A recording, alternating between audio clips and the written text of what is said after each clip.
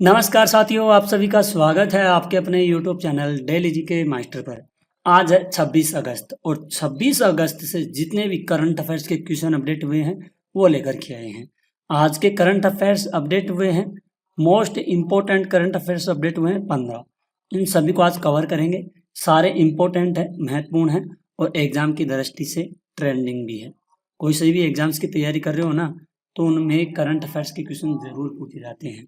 और टेलीग्राम का link description में होगा, ज्वाइन कर लेना। पीडीएफ फाइल प्लस वीडियो मिल जाएगी।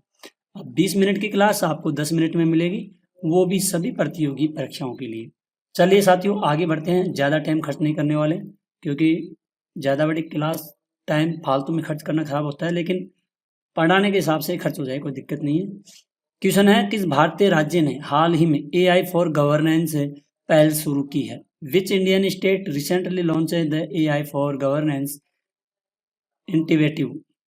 तो ये किया गया है साथियों, तेलंगाना राज्य सरकार के द्वारा किया गया है।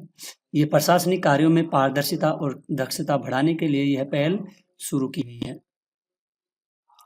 नेक्स्ट क्वेश्चन है, किस देश ने हाल ही में ग्रीन हाइड्रोजन एलियंस की स्थापना की है? Which country recently launch the green hydrogen aliens?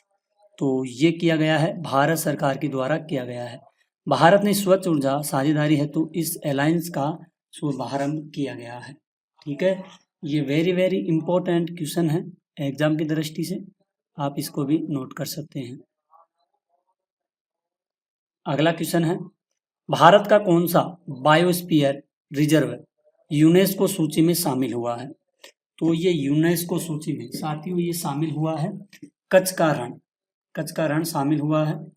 Kutch के रण को इसकी अनूठी परिस्थितिकी के कारण जोड़ा गया है। ठीक है, आगे बढ़ते हैं।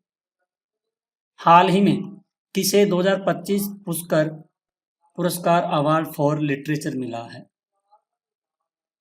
तो ये मिला है साथियों अमिताभ घोष को मिला है। इन्हें इनके पर्यावरण आधारित लेखन के लिए सम्मानित भी किया गया है। ठीक है, नेक्स्ट क्वेश्चन है, ग्लोबल फिटनेस इंडेक्स 2025 में भारत की रैंक क्या रही है? दोस्तों इसमें भारत की रैंक सेकंड रही है। ठीक है, इसको ध्यान में रखना, किसमें भारत की रैंक रही है? फिटनेस, ग्लोबल फिटनेस इंडेक्स में। ठीक है, तो भारत सेकंड नंबर पर होगा, स्थान पर रहा। यूएस से पहले पे और यूके तीसरे पे और इंडिया की रैंक सेकंड पे है।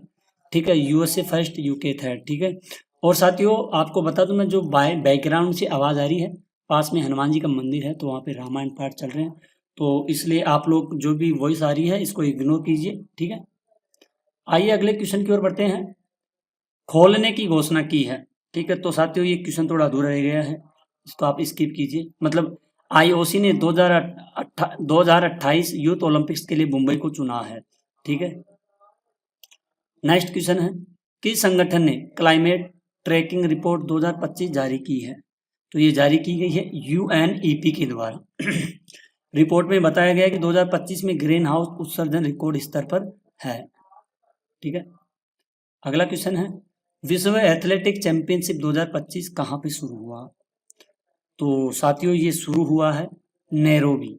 ठीक है, नैरोबी यानी कि केन्या में हुआ है विश्व एथलेटिक्स। ठीक है, अगला क्वेश्चन है, हाल ही में किस भारतीय राज्य ने जल जीवन मिशन 100% नल कनेक्शन हासिल किए हैं? तो ये हासिल किया सिक्किम किया है। सिक्किम में सभी ग्रामीण घरों को नल का पानी उपलब्ध कराया गया है। कितने प्रतिशत? 100% पानी उपलब्ध कराया गया है।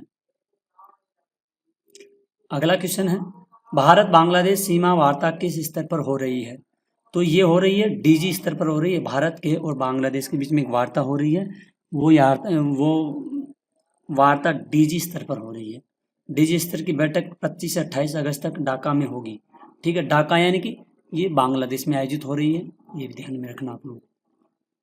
और साथियों आप लोग टेलीग्राम ज्वाइन करते ही आपको वहाँ पे पीडीएफ फाइल प्लस आपको वीडियो भी वहाँ पे मिल जाएगा।